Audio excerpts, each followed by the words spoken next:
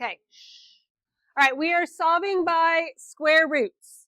So it said this method only works for equations, which is kind of a lie because we're going to do some that look different than this.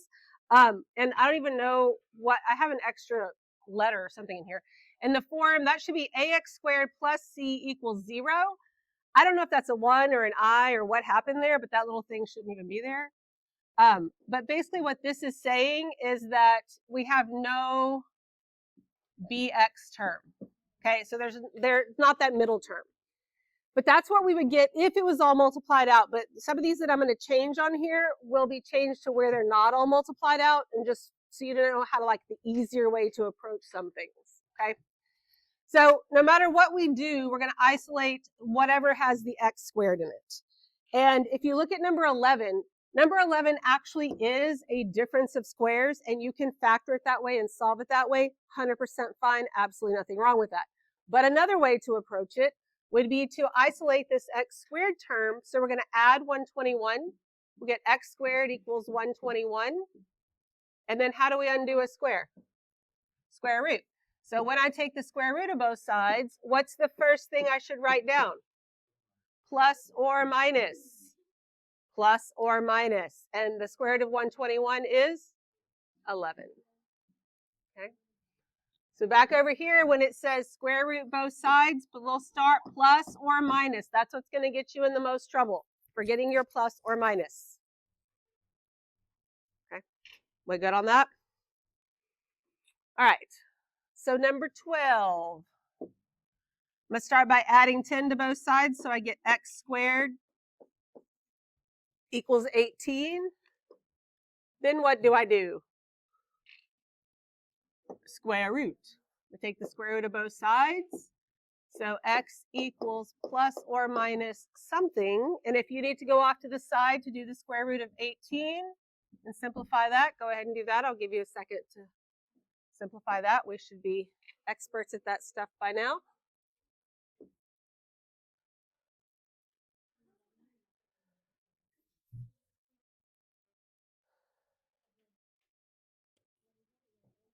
Give me two numbers to multiply to give you 18. 6 and 3, okay? 6 and 3. Could I have used 2 and 9? Absolutely. You could you get the exact same thing in the end, so it doesn't matter. Get here. So 2 3s come out as a 3. The 2 stays underneath. Here is my answer. If you don't have it, just go get a sheet of paper. Yeah, well, it's hot pink, and it would be really easy to find. So, all right. Everybody good? Okay, so then on 13, what should be the first thing that we do? Divide by the negative 3. So if we divide both sides by negative 3, that's going to give me x squared. I'll just go ahead and tell you it's 81. Then we'll take the square root of both sides. And x equals what? Plus or minus 9. Very good. Okay. Everybody good with that? All right. Number 14. I'm going to subtract 27 from both sides. So I get that x squared equals a negative 16. Right? So then I'm going to take the square root of both sides. X equals plus or minus, what's the square root of 16? 4. And then what else do I need on it? I. And I'm done. Okay. We good on that because we're taking the square root of a negative? Great. All right, 15 is the first one that we're going to change. So you can mark this out. And we're going to get 5 times x plus 10 squared minus 24 equals 26. Okay. Now, I could square out that x plus 10, but I'm not going to. We don't have to, so we're not going to. I'm going to start by just isolating the parentheses, which means I want to move the 24 first. So if I add 24 to both sides, that's going to leave me with 5 parentheses x plus 10 squared equals what?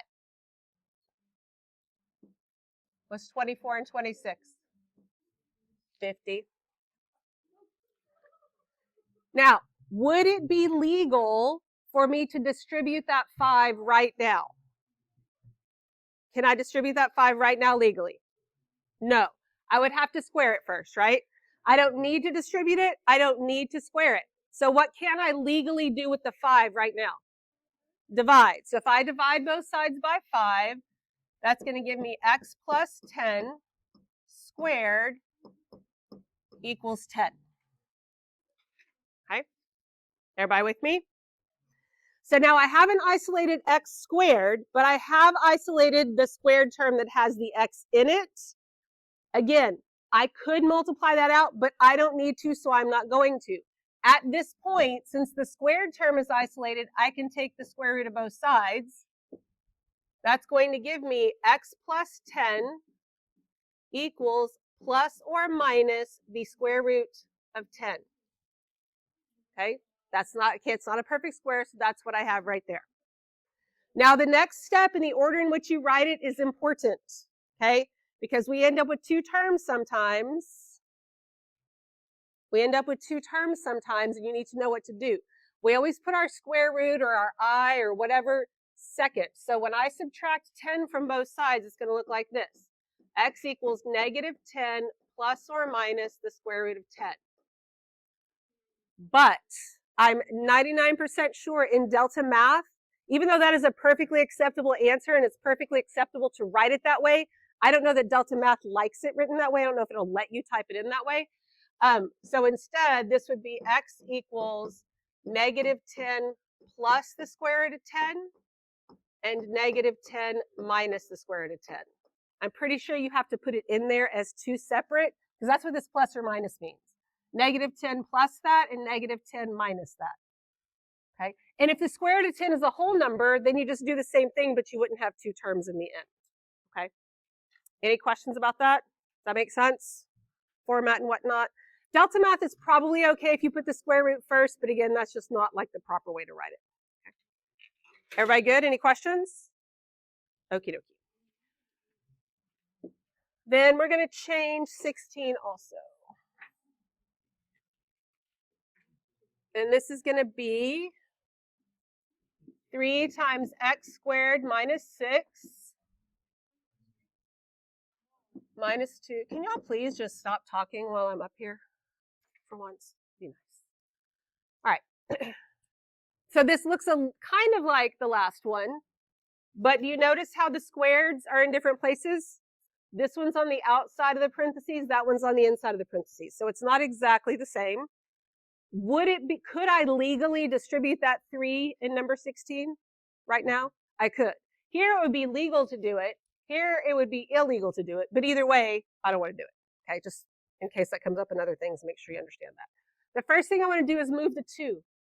So it's going to be 3 times x squared minus 6 equals 3.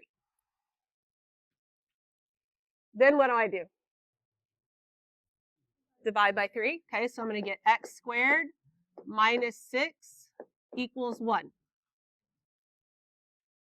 Okay, and since the squared is just on the x and not on those parentheses, now I can add 6, and I'll get x squared equals 7. Now I can take the square root, and I get x equals plus or minus square root of 7. Okay, the algebra steps are the same in every single thing you do. Okay, same every single time. Leilani, close that, please. All right. We're going to change 17 also, just because there was too many of the same things over and over again. This is going to be 4 parentheses x squared minus 10 plus 9 equals 18. All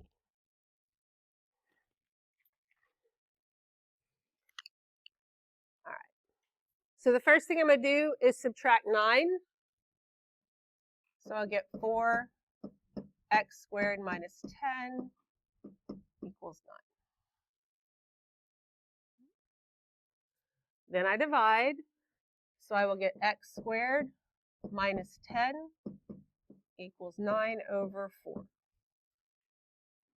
Definitely don't want a decimal there.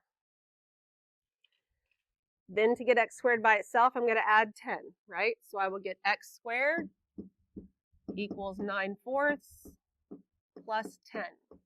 In order for me to add those two numbers, what do I need? Common denominator. Okay, so I can make that 10 over 1. What would my common denominator be? 4, right? So that would give me 40 over 4, right? So it's really 9/4 plus 40 over 4. So I get x squared equals 49 over 4. Okay, everybody okay with that little bitty fraction thing we had to deal with?